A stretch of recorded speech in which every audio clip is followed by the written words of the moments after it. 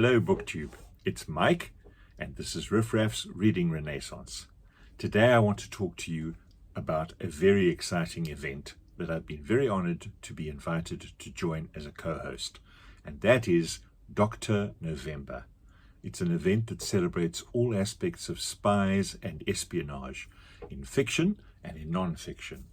The spy master, Mark, from Book Time with Elvis, created this event some 3 years ago.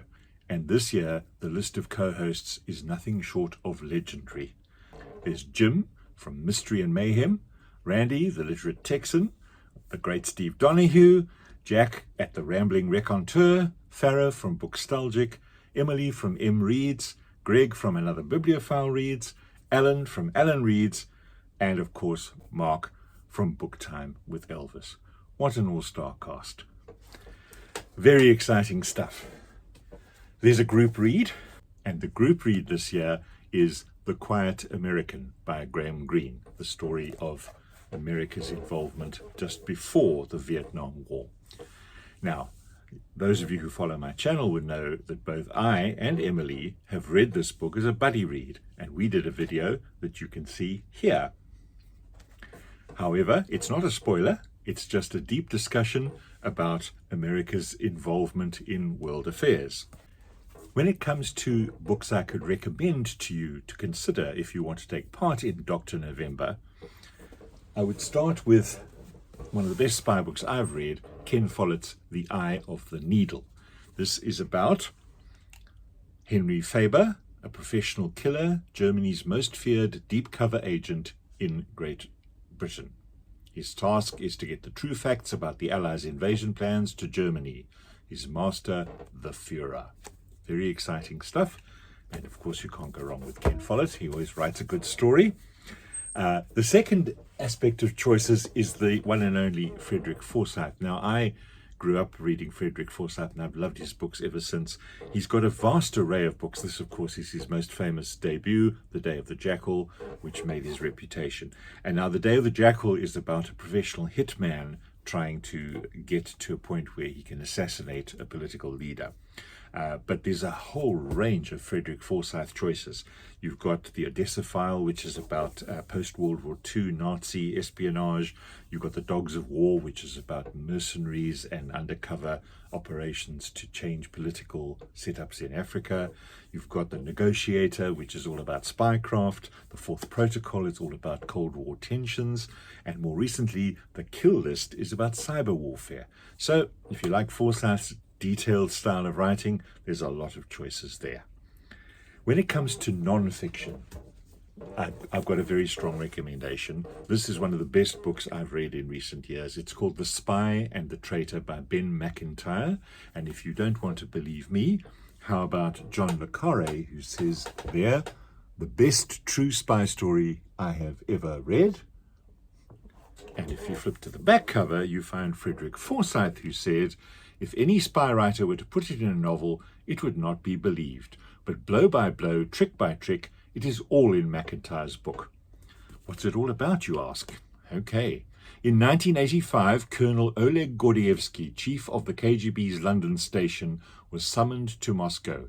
He arrived fearing for his life, for Gordievsky was a secret British spy, and he suspected his Russian masters were onto him. And he was right.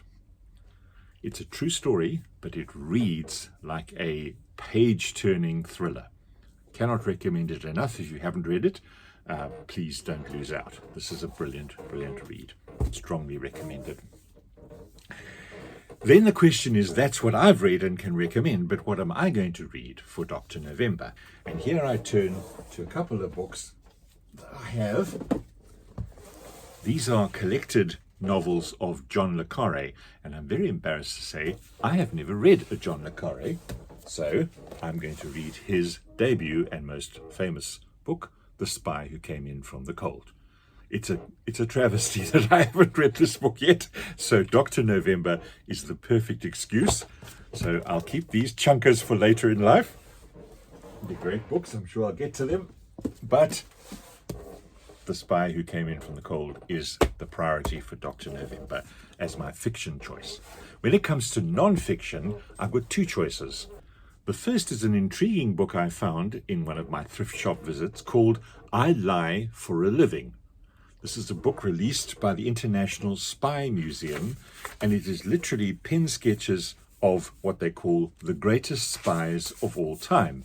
If you look at the index, there is Spy Masters. They've got 5 here listed, right from way back. Cardinal Richelieu's listed here. They've got Selfish Spies, Benedict Arnold. They've got Spies with a Cause, Julius and Ethel Rosenberg, for example. Over the page in the index, they've got Femme Fatales, Mata Hari and that bunch. Spy Catchers, J. Gehoover's listed here. Masters of Tradecraft, Alan Turing. Masters of Celebrity, Josephine Baker. That's an interesting inclusion. And then what they call Mirror Writers, Christopher Marlowe, Daniel Defoe, Benjamin Franklin. That looks quite intriguing. And there's our friend Graham Greene. Agents of Influence and Covert Actors and Networkers. Gosh, that looks a bit intriguing. You can see there's a little entry, sort of a double page, a picture and a page on everybody I saw. There's Julius and Ethel Rosenberg, very well known. And there's Kim Philby, who, interesting fact, Kim Philby was a spy who was exposed working in the high echelons of British intelligence. And guess who had been working for Kim Philby? None other than Graham Greene, who wrote The Quiet American. So there's an intriguing book we'll delve into in my non-fiction choice for Dr. November. But I have another non-fiction I'd like to read. I've raved about Frederick Forsyth novels, but Frederick Forsyth in recent years has issued an autobiography called The Outsider. And this is a book I really would like to read because his life experiences are to some extent reflected in his novels. And this says here, Frederick Forsyth has seen it all and lived to tell the tale. At 18, Forsyth was the youngest pilot to qualify with the RAF. At 25, he was stationed in East Berlin as a journalist during the Cold War.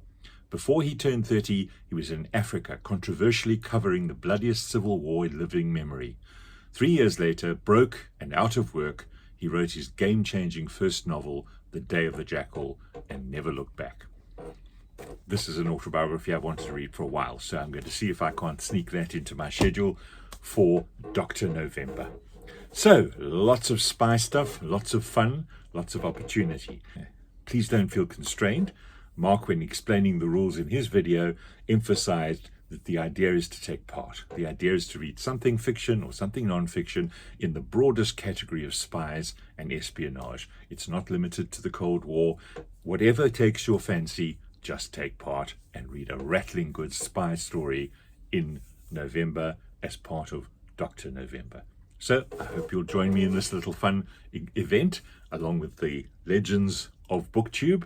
And I will keep you informed as progress as we go along. Let me know in the comments what you're thinking of reading. And I hope you have as much fun as I'm going to have. Until next time, thank you, BookTube. Bye-bye now.